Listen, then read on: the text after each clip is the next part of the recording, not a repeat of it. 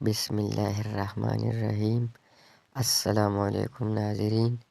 ایک شخص ایک ذبح کی ہوئی مرغی لے کر مرغی فروش کی دکان پر آیا اور کہا کہ بھائی ذرا اس مرغی کو کاٹ کر مجھے دے دو۔ مرغی فروش نے کہا مرغی رکھ کر چلے جاؤ اور آدھا گھنٹے بعد آ کر لے جانا۔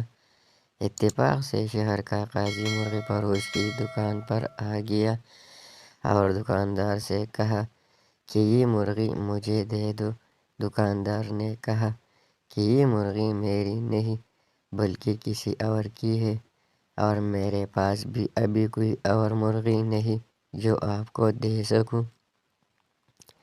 قاضی نے کہا کہ کوئی بات نہیں، یہی مرغی مجھے دے دو، مالک آئے تو کہنا کہ مرغی اڑ گئی ہے۔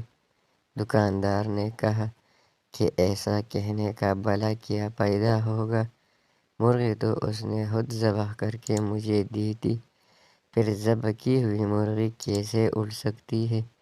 قاضی نے کہا میں جو کہتا ہوں اسے غور سے سنو، بس یہ مرغی مجھے دے دو۔ اس کے مالک سے یہی کہو کہ تیری مرغی اڑ گئی ہے، وہ زیادہ سے زیادہ تمہارے خلاف مقدمہ لے کر میرے پاس ہی آئے گا۔ دکاندار نے کہا کہ اللہ سب کا پردہ رکھے، اور مرغی قاضی کو پکڑا دی۔ قاضی مرغی لے کر نکل گیا۔ کچھ دیر بعد مرغی کا مالک بھی آ گیا اور دکاندار سے کہا کہ مرغی کاٹ دی ہے۔ دکاندار نے کہا میں نے تو کاٹ دی تھی مگر آپ کی مرغی اڑ گئی ہے۔ مرغی والے نے حیران ہو کر پوچھا بھلا وہ کیسے؟ میں نے خود ذبح کی تھی، کیسے اڑ گئی ہے؟ دونوں میں پہلے نوک جھونک شروع ہوئی اور پھر بات جھگڑے تک جا پہنچی، جس پر مرغی والے نے کہا کہ چلو عدالت قاضی کے پاس چلتے ہیں، اور چل پڑے۔ دونوں نے عدالت جاتے ہوئے راستے میں دیکھا کہ دو آدمی لڑ رہے ہیں، ایک مسلمان ہے جبکہ دوسرا یہودی۔ چھڑانے کی کوشش میں دکاندار کی انگلی یہودی کی آنکھ میں جا لگی اور یہودی کی آنکھ ضائع ہو گئی۔ لوگوں نے دکاندار کو پکڑ لیا اور کہا کہ عدالت لے کر جائیں گے۔ دکاندار پر 2 مقدمے بن گئے۔ لوگ مرغی فروش کو لے کر جب عدالت کے قریب پہنچ گئے تو مرغی فروش اپنے آپ کو چھڑا کر بھاگنے میں کامیاب ہو گیا، مگر لوگوں کے پیچھا کرنے پر قریبی مسجد میں داخل ہو کر مینار پر چڑھ گیا۔ لوگ جب اس کو پکڑنے کے لیے مینار پر چڑھنے لگے تو اس نے چھلانگ لگائی تو ایک بوڑھے آدمی پر گر گیا، جس سے وہ بوڑھا مر گیا۔ اب اس بوڑھے کے بیٹے نے بھی لوگوں کے ساتھ مل کر اس کو پکڑ لیا اور سب اس کو لے کر قاضی کے پاس پہنچ گئے۔ قاضی مرغی فروش کو دیکھ کر ہنس پڑا کیونکہ اسے مرغی یاد آ گئی، مگر باقی 2 کیسوں کا علم اسے نہیں تھا۔ جب قاضی کو تینوں کیسوں کے بارے میں بتایا گیا تو اس نے سر پکڑ لیا۔ اس کے بعد چند کتابوں کو الٹا پلٹا اور کہا کہ ہم تینوں مقدمات کا ایک کے بعد دیگرے فیصلہ سناتے ہیں۔ سب سے پہلے عدالت میں مرغی کے مالک کو بلایا گیا۔ قاضی نے پوچھا تمہارا دکاندار پر دعویٰ کیا ہے؟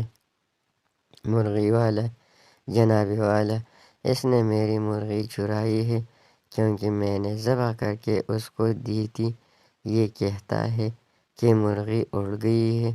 قاضی صاحب مردہ مرغی کیسے اڑ سکتی ہے؟ قاضی کیا تم اللہ اور اس کے قدرت پر ایمان رکھتے ہو؟ مرغی والا جی ہاں کیوں نہیں قاضی صاحب۔